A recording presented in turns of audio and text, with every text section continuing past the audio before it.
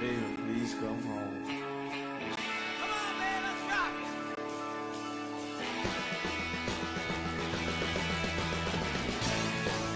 The snow's coming down.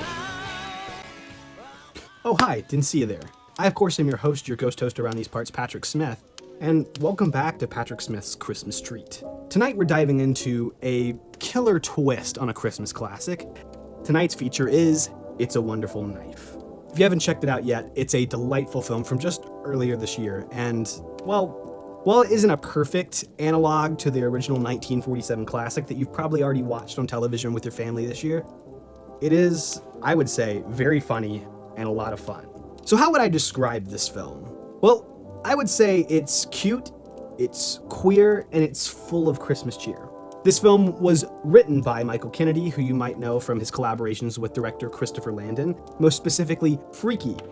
If you haven't seen that, it's yet another kind of throwback film that mixes a genre film that we are familiar with, like Freaky Friday, with a slasher. Because remember, the original title for Freaky was Freaky Friday the 13th, but they shortened it, and I think it was a great choice. That film was a delight from start to finish, and a lot of that is credit to Landon and Kennedy's work together. So it was probably only a matter of time before Kennedy got back into the slasher game, especially with his love of the Scream movies, and specifically Scream 2. And thus, when I heard that It's a Wonderful Knife was coming out this year, trust me, it was one of my most anticipated films of the year. I adore this trend of taking a classic movie to us and giving it a horror twist. That has been so delightful for me, whether or not it's the Groundhog Day work that Landon did with the Happy Death Day movies or Freaky. And now it's even moved on to this year, Totally Killer, mixing Back to the Future with yet another slasher movie. So, it's become ample ground for making great art. Totally Killer is one of the best movies of the year. And it would be screening now if this was not the holiday season. Also, Back to the Future has a much more school days, summery, prom time vibe, so maybe expect it next year to be covered on Movie Club proper. But for now, we're just discussing the Shudder exclusive and very limited theatrical window for the fantastic It's a Wonderful Knife. I had the chance to see this back in November in theaters here in Birmingham, Alabama, and I loved it. I think you can tell from my Letterboxd review if you follow me there, which I'll put down in the description here if you want to follow me there. I write clever-ish reviews is how I would describe it. Sometimes they're jokes, sometimes they're real thoughtful, thought-out essays on what's going on in the movies, and sometimes they're just links to the videos that I make right here. It's kind of a mixed bag, but you can see my thoughts in real time there a little bit better.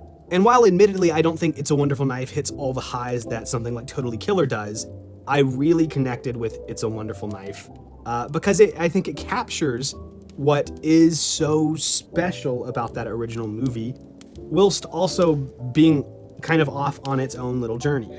So I think that really drew me in, but also just the warmth of it, like it is a scary film, but there is this heartwarming, gooey center to the film that I fell in love with. As James and Chelsea of the Dead Meat podcast remarked on their episode on this film, this is probably the film that has the least connection to its original material, because like the other films pretty much follow the plot of the original movie they're kind of riffing on to a T. Very clear analogs to every bit and piece of that kind of film. We thought it was important to we want to come to it's obviously a bit of inspired by that, but we didn't want to be beholden to it. It's not like a beat for beat kind of riff on it. Like we definitely want it to be its own thing. You don't need to have seen It's a Wonderful Life to enjoy It's a Wonderful Knife. It was I love that movie. It's obviously a classic. So we but we thought it was kind of a fun one that was right for a little bit of the horror treatment. It's a Wonderful Knife starts with a similar premise and then goes off and explores its own territory before kind of landing in a similar place. We actually cut out a beginning scene that was in that where I take a bite out of a bun and then I take a picture kind of a la George Bailey with the suitcase that he gets, Yeah. But we ended up cutting that out. But in the script, it says we first see Winnie and she has what seems to be an air of loneliness. And I loved that description because she is kind of the girl that's in the popular group of kids, but does feel like an outsider. But despite that, I think I specifically resonated with this film because, It's a Wonderful Life was one of the first holiday films we covered here at Movie Club. and it's a movie that is near and dear to my heart. And it's why we did a rewind episode this holiday season. I adore that movie with every fiber of my being. I make a habit of watching it every Christmas season, even if my family doesn't want to, because it's just that good. It's one of those few movies that gets even better with age. And so when I saw that Michael Kennedy, co-writer of Freaky, was working on his own horror twist on that classic, I was excited. I trusted Kennedy and his output because of his work on Freaky, and I was excited to see what would happen, especially when they announced that Tyler Macintyre was directing the film. If you don't remember, Macintyre directed Tragedy Girls from just a couple years ago, which is kind of a fun horror comedy throwback to like the teen comedy era, where these girls are killing people for clout on the internet. It's very modern, it's very funny, and it was the first of a much more recent slate of getting Josh Hutcherson back on the big screen. Admittedly, he's got a tiny role in that film, which I think you can tell from the trailer. It was such a cool moment in that film to see him back on the big screen, because growing up, I mostly saw him in the Hunger Games movies. And he's back in conversation about those films because the most recent film, that's actually a prequel to all of the movies we've seen before, dropped just a month or so ago. I've been on a rewatch binge, including Battle Royale, the film that inspired Suzanne Collins to write those books to begin with. And I've really adored getting to sit down and go back to this very specific place of young adult fiction that was released at a very specific time in my life. I remember reading those books religiously when they came out, and I also remember gobbling up the movies as they were released. 2012, which is when the first Hunger Games film was released, was over 10 years ago now. That hurts my soul in so many ways, but it was a delight to see Hutcherson back on the big screen in Tragedy Girls, because it'd been a little bit of a time since those films had wrapped, and he hadn't had like a super big role since. Luckily, it looks like things are turning around for Hutcherson, because not only is he in conversation because a new Hunger Games film has just dropped, despite the fact that he's not in it, he's also in one of the biggest horror films of the year. Now Hutcherson is exuding big dad energy, which, technically speaking, spoilers, he exudes at the end of the Hunger Games movies as well. But he's got big dad energy in the fantastic, fun little movie Five Nights at Freddy's, which is based off the popular video game series. Well, I guess I bring all this up to say that, like, I am really excited for this trend that Hutcherson is being back in movies in general, but also really excited because it seems that he has found a comfortable place in horror, and I think he's specifically very good for the genre. And I can't wait to see what else he does going forward, whether or not that's more sequels of Five Nights at Freddy's or just more indie horror flicks in general, because I think he's great. But that's neither here nor there. Tyler Macintyre, who directed Tragedy Girls, directs this film. And the best way that I can describe it is it feels like a Hallmark crew were sent out to make a Hallmark movie for the Hallmark Channel, of course, and then they accidentally all did bath salts, and this is the film that came out of that. Granted, it's not quite as wild as I think a horror crew typically would make a film like this, but this is the Hallmark crew on bath salts, so this is about what they're capable of. I say all that to say because it feels like a Hallmark movie that had a slightly bigger budget than most Hallmark movies did. But I do believe that the lowness of the budget of It's a Wonderful Knife maybe hampers it just a little bit, especially when it comes to the visual department. Though they're doing great work. Don't get me wrong, they are doing a lot, and they're doing it within an aesthetic that I think works for the film. There are just certain times where I wish that maybe the film had a slightly bigger budget in other areas. But that's just a little nitpick, I guess. What I think is so special about It's a Wonderful Knife is that it's mining material that isn't as fun as some of these other movies have been mining. Freaky Friday, admittedly, a very fun film. Groundhog Day, fun and funny film. Back to the Future, big fun blockbuster energy. It's a Wonderful Life is a somber meditation on mortality where, like, people die. And George, the main character, George Bailey of that film, explicitly is contemplating suicide. That is the main driving force of that movie. It's why Gabriel's sent down to begin with. So I think it's interesting that someone was like, what if we made this a horror movie? It already pretty much is. Mr. Potter is one of the most despicable movie villains of all time, and everyone can agree on that. And it's very interesting that lots of people on the writer side of politics somehow can agree that Mr. Potter is a villain, but not for the same reasons that most normal people can. It's insane that people who are far right on politics can agree that a villain is a villain, but agree with some of his ideas. That's just baffling to me.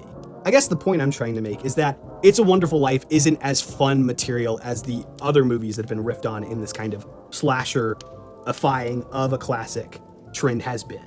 So It's a Wonderful Knife has a lot more darkness to play with, and it definitely mines that out, I think, in pretty great fashion. The version of the world that exists if our protagonist in this film, Winnie, had never been born, well, it's pretty damn dark.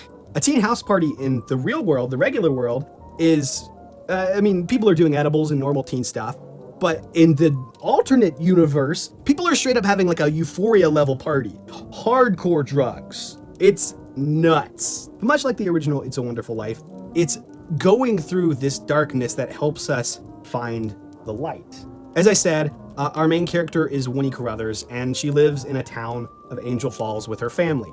She's an aspiring photographer and wants to go to school to learn more about this and how to turn this into a full-time career. Her brother Jimmy is an out and proud gay man and is also the local high school quarterback. So he's like top of the pyramid in terms of like local politics and popularity. Since she's still in high school, she's still home celebrating the holidays with both of her parents, as well as her two gay aunts who come over for the holidays and seem to give the best gifts. Winnie and Jimmy meet up with their friends to go to like a basic holiday teen party where people are doing drugs and making out. Woo! It seems like a fun time for people who like to do edibles and stuff like that. That's not my scene. Now, granted, with the sweaters and the kind of general vibe that I give off, I get why you may think that that's my vibe, but it's not my vibe.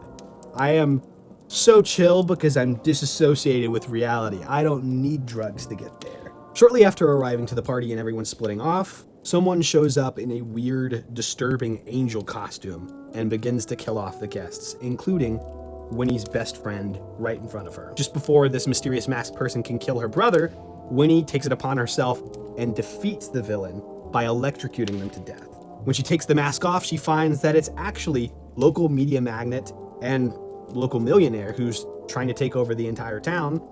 This is their sort of not quite mayor, but technically in charge of everything guy, played by Justin Long. This is Henry Waters, this movie's version of a Mr. Potter. This is Justin Long in straight up weirdo mode.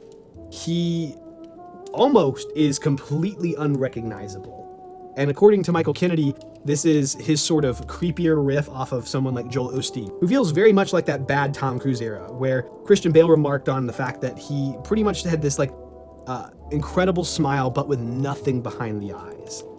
The very kind of Tom Cruise that Christian Bale, utilized in his performance of Patrick Bateman in American Psycho. After flashing forward a year later, it seems like everyone else has moved on from the tragedy and the trauma of that past year, except for Winnie. Having witnessed multiple of her friends die right in front of her and having had to kill someone to stop her brother from dying, no one seems to want to deal with that or sit in that grief with her. And because of this, she just wishes that she'd never been born. Of course, she happens to do this under the Aurora Borealis happening in her local town.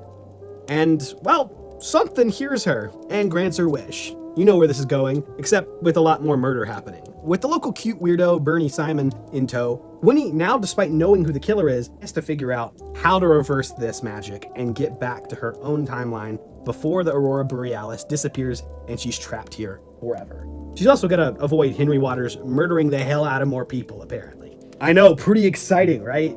Despite a modest budget, and perhaps because of a plethora of incredible character actors giving the material their all, It's a Wonderful Knife, while not the best of this slasher-defying of previous classics, it is certainly delightful and incredibly fun. And like I said earlier, it's cute, it's queer, and it's full of Christmas cheer.